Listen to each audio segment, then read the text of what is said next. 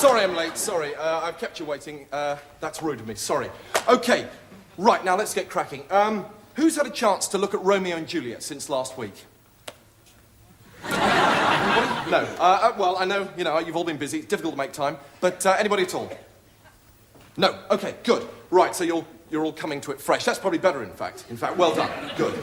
Right, now, first of all, this is Mr. Lewis. He's just popped in to see how we're all getting on. Just ignore him. Well, don't ignore him, but, well, here's an interesting one. I wonder, who can tell me what ignore means? Anyone tell me what ignore means?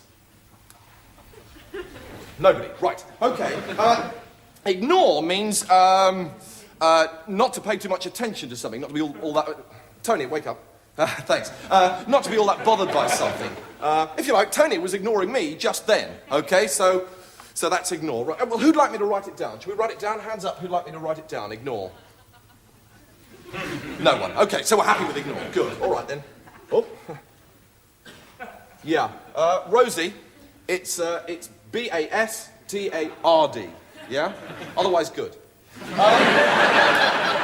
Right, now, Romeo and Juliet. What do you think? Should we talk about it first and then read it, or... I mean, hands up who'd like to talk about it first?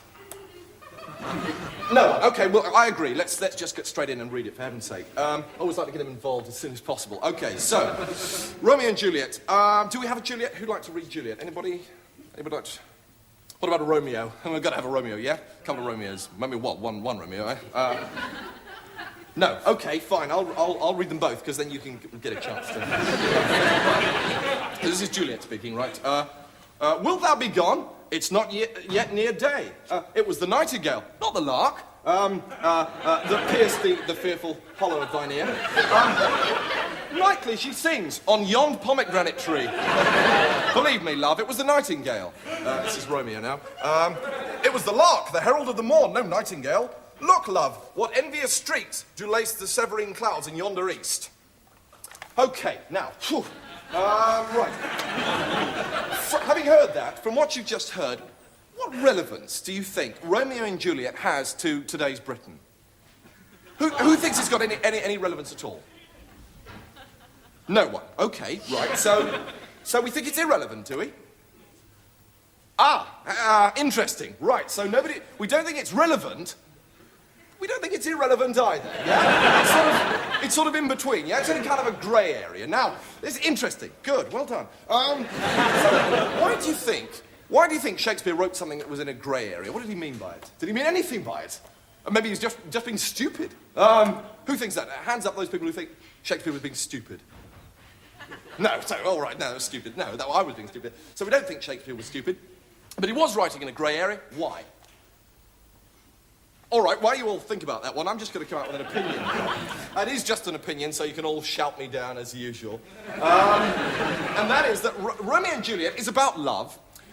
We have love, we do love in today's Britain. So Romeo and Juliet, therefore, wasn't irrelevant. What do you think about that? Anybody agree with that? Right, no, so nobody agrees with it, but did anyone find it helpful at all? Nobody. Right. No, you're right.